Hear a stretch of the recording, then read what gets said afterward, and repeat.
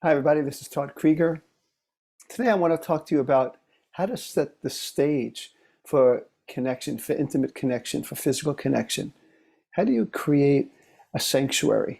And just a few things I want to talk about. Firstly, is of course, we don't have to be overly particular in making everything perfect. That's not ever what I say. The most important thing is two people that have an intent to connect and be loving and be adventurous and all these wonderful things that it takes to have an intimate relationship, right? There's love, there's pleasure, there's thinking of the other, it's also being selfish, and all those ingredients. We need to have all those ingredients. Now, a person that's not selfish enough can oftentimes interfere with lovemaking because they're not in touch with what they want. So it's important to be selfish, right? And also, of course, it's just as important to be not just thinking of you, but the other person's pleasure. So you want to have this mindset going into it. Again, I'm talking about how to set the stage for connection. So it's the mindset of you and me, not you or me, but you and me. And maybe creating a physical environment that's pleasurable to the sound, right? Maybe music, maybe soft music, nothing too like hard rock. I'm talking about like smooth jazz or classical, or maybe some soft, slow rock, or but something that is conducive to connection. Um, Lots of music that can actually enhance and foster sexual intimacy for sure. You want to also create like an environment where there's less hesitancy and more going for it. And I'm thinking in terms of parents that have children, especially. A lot of a lot of couples that have children, the children, uh, they let the children get in the way too much. Now, it's a problem, and you have to be reasonable and you have to be thoughtful, and it's not as easy as when you don't have kids or when you're empty nesters and the kids are gone or gone away for a while with friends or sleepovers.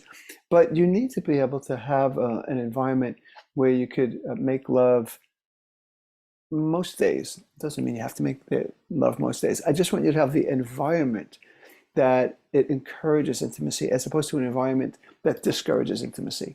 So, for example, a really good lock on the door. I've helped more couples with kids have better sex lives by getting a better lock, or a good lock at least, a lock they can trust.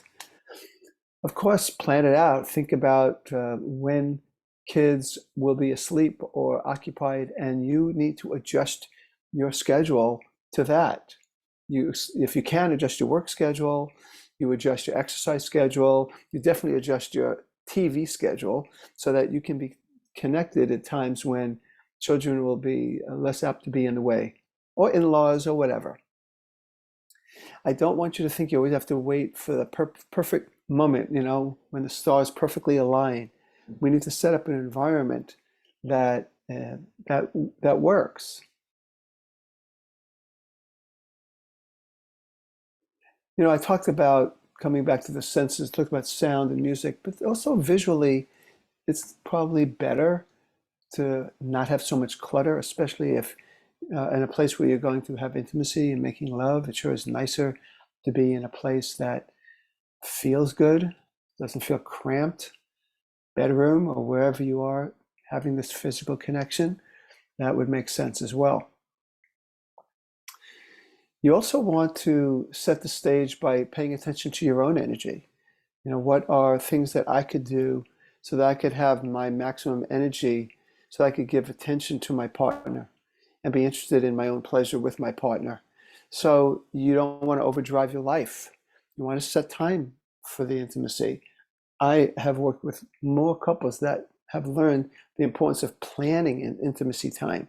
Even if you don't plan what you're actually going to do, you can be spontaneous, but planning intimacy time and creating a lifestyle where there's time and energy for that. It doesn't just happen. As a matter of fact, unfortunately, the first thing that goes oftentimes when people are in automatic is, when it comes to longer term committed relationships, is this physical and sexual intimacy.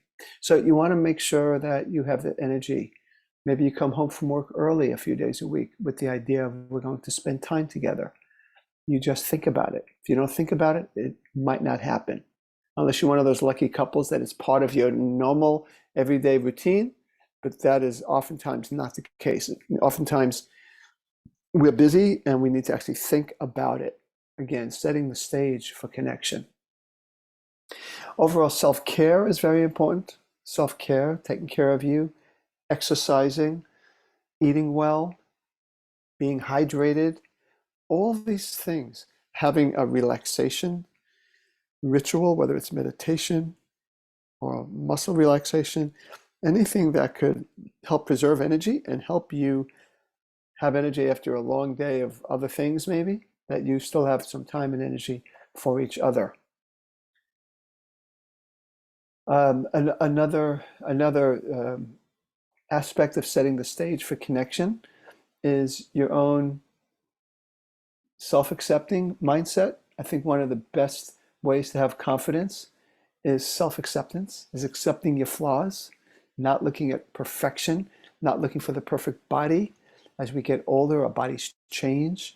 So confidence doesn't necessarily come from perfection or competence. It comes from self-acceptance, self-kindness, and really cultivating that mindset of self-compassion and self-acceptance.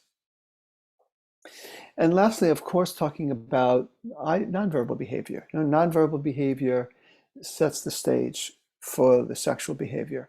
Let me back up. Verbal behavior too. I've been talking about this so much. I wasn't going to talk about it here, but of course, communicating to each other, developing a deeper connection is definitely conducive to having a stronger sexual connection. Learning to listen to each other, take the time to communicate in mature ways and be interested and curious in the other person. But along with that, and how I started this, was the nonverbal behavior. Embracing the power of touch, soft touch, non-sexual touch, eye contact, smiling, just different embracing, all creates the connection, the warmth, increasing of the necessary hormones that oftentimes will lead to more sexual connection and more sexual touch. So that's what I wanted to say, just the importance to think about how to set the stage for connection, how to create an intimate sanctuary. I think that's really important too. And we don't want to neglect our physical surroundings, tuning into our senses, creating an atmosphere where we don't have to worry about kids interrupting, thinking about the importance of making sure we have energy budgeted for each other and our intimate life,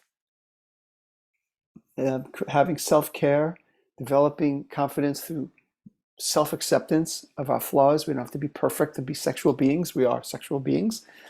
And of course, verbal and nonverbal connection. So that's what I wanted to say.